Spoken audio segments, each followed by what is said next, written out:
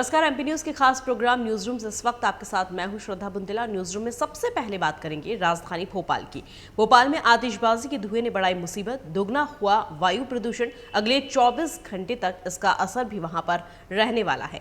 दीपावली पर जलाए पटाखों के कारण भोपाल शहर में वायु प्रदूषण आम दिनों की तुलना में दुगना हो चुका है। इसमें दीपावली की रात से बढ़ोतरी हुई थी, जो कि जारी है। मंगलवार सुबह 11 बजे की स्थिति में पर्यावरण परिसर क्षेत्र में वायु गुणवत्ता सूचकांक 255 तक पहुंच चुका है, जो कि शहर के अंदर अधिक पेड़ों की संख्या वाला सबसे हरा भरा क्षेत्र है। वहीं अधिक दबाव वाले टीटी नगर इलाके में भी वायु गुणवत्ता सूचकांक यंत्र 209 का आंकड़ा दर्शा रहा है। प्रदूषण मामले के जानकारों का कहना है कि इसका असर अब 24 घंटे तक बना रहने वाला है। यदि हवा का बहाव तेज नहीं हुआ तो हवा की गुणवत्ता को सामान्य स्थिति तक आने में 48 घंटे का समय लग सकता है। पटाखों के कारण फैले इस वायु प्रदूषण के कारण स्वास्थ्य पर विपरीत असर पड़ रहा है। खासकर बुजुर्ग व बीमारों में चिड़चिड़ेपन की शिकायत भी बढ़ी है। स्वास्थ्य संबंधी रोगों से लोग जूझ रहे हैं। मरीजों को सांस लेने में भी काफी तकलीफें हो रही है।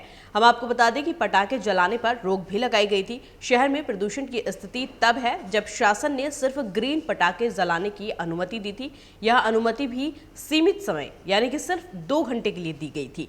इसके साथ ही ये भी कहा था कि अधिक आवाज वाले पटाखों को न जलाया जाए। आतिशबाजी पर भी नियंत्रण कर रखा था। दीपावली पर खूब पटाखे छोड़े गए हैं। कोरोना के 2 साल बाद जो है दीपावली पर्व मनाया गया है। हालांकि लोगों में खूब उत्साह दिखा जा रहा था, लेकिन रोक लगाए जाने के बावजूद भी खूब पटाखे जलाए गए और उसी वजह से अब वायु प्रदूषण हो रहा है। प्रदूषण में आपको अपना ख्याल कैसे रखना है, इस बात की जानकारी भी हम आपको दे देते हैं। अगर आप घर से बाहर जा रहे हैं ऐसे समय में और 2 व्हीलर पर जा रहे हैं तो कृपया कर आप अपना मास्क लगाकर ही निकले। घर के आसपास पटाखों के जलने के बाद निकला कचरा वहां पर आप पड़े न रहने दें, उसे तुरंत हटा दें। आंखों को बार बार आप साफ पानी से धोते रहें। स्वास्थ्य ठीक ना हो तो अधिक दबाव वाले क्षेत्रों में आप जाने से बचें। इस तरह से आप प्रदूषण से बच सकते हैं, वरना आपको सांस लेने में दिक्कत हो सकती है। खबरों में आगे बढ़ते हैं और यहां पर बात करते हैं हम इंदौर की, जहां पर देर रात इंदौर जो है दीपावली का पर्व मना रहा था, लेकिन एक जगह खूनी संघर्ष भी यहां पर हमें देखने को मिला। दरअसल दीपावली की रात इंदौर के बड़ी ग्वालटोली क्षेत्र में एक वारदात हो गई। 2 पक्षों में जमकर मारपीट हुई, झूमाझटकी हुई, जिसमें एक की मौत भी हो गई है। बताया जा रहा है कि हमले में 8 लोग घायल हुए हैं। वारदात के बाद पुलिस बल यहां पर तैनात करना पड़ा। दोनों पक्ष आमने सामने हो गए, यहां तक कि गोलियां भी चलने लगी, पिस्टल लोगों की निकल आई। पलासिया थाना पुलिस के मुताबिक मृतक का नाम जगवीर बताया जा रहा है। वहीं रणवीर, यशवीर, बलवीर, कशिश, ललिता घायल हो चुके हैं। घायलों को उपचार के लिए एमवाय अस्पताल ले जाया गया। तो दोनों पक्ष हम आपको बता दें कि आमने सामने हो गए थे।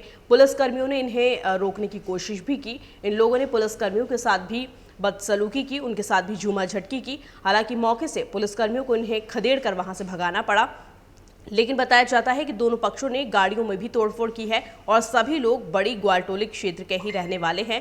मामले में पुलिस द्वारा अब कार्रवाई की जा रही है। हालांकि मुख्य वजह क्या रही लड़ाई झगड़े की, यह बात अभी तक फिलहाल सामने नहीं आ पाई है। पुलिस द्वारा फिलहाल कार्रवाई की गई है।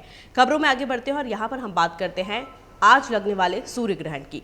दीपोत्सव का उल्लास मनाने के अगले दिन यानी कि आज 25 अक्टूबर को सूर्यदेव ग्रहण से ग्रसित होने वाले हैं। इस वर्ष का अंतिम सूर्य ग्रहण मंगलवार को घटित होगा। मध्य प्रदेश में इसकी शुरुआत जो है सायकाल यानी कि 4:26 से होगी और यह सूर्यास्त के बाद समाप्त होगा।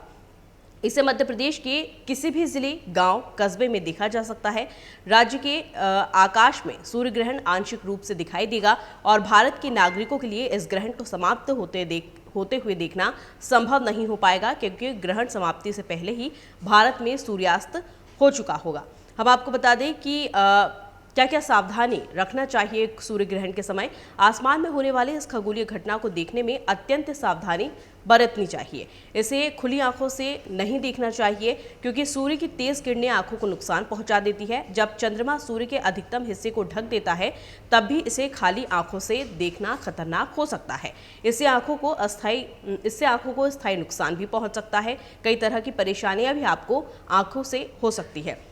सूर्य ग्रहण को टेलीस्कोप या फिर धूप से आंखों को बचाने वाले काले चश्मे से भी नहीं देखना चाहिए। इसे देखने के लिए विशेष रूप से बनाए गए सोलर फिल्टर युक्त चश्मों का इस्तेमाल करना चाहिए। तो अगर आप सूर्य ग्रहण को देखने की कोशिश कर रहे हैं तो कृपया करके इस तरह से बिल्कुल भी ना देखें। अगर आप सोलर फिल्टर युक्त चश्मों का इस्तेमाल करेंगे तो वो आपके लिए काफ़ी लाभदायक रहेगा, वरना आपकी आंखों को नुकसान पहुंच सकता है। खबरों में आगे बढ़ते हैं और यहाँ पर बात करते हैं मॉनसून की। बंगाल की खाड़ी में बना चक्रवाती तूफान सितरंग का मध्य प्रदेश के मौसम पर कोई असर नहीं पड़ रहा है। चक्रवाती तूफान बांग्लादेश के तट से टकराने के बाद भी कमजोर पड़ रहा है। हालांकि रात में ठंड जरूर महसूस की जा रही है, सुबह भी ठंड महसूस की जा रही है, लेकिन दिन में लोगों को उमस का सामना ही करना पड़ रहा है। तो फिलहाल न्यूज रूम में इतना ही। हम फिर हाजिर होंगे कुछ न्यू अपडेट्स के साथ, तब तक के लिए नमस्कार। एमपी की नब्ज, एमपी का हाल, मध्य प्रदेश की हर खबर एमपी न्यूज टीवी के साथ। लगातार खबरों के लिए सब्सक्राइब करें हमारा YouTube channel MP news TV. Latest updates के लिए बेल आइकन दबाना जरा भी न भूलें।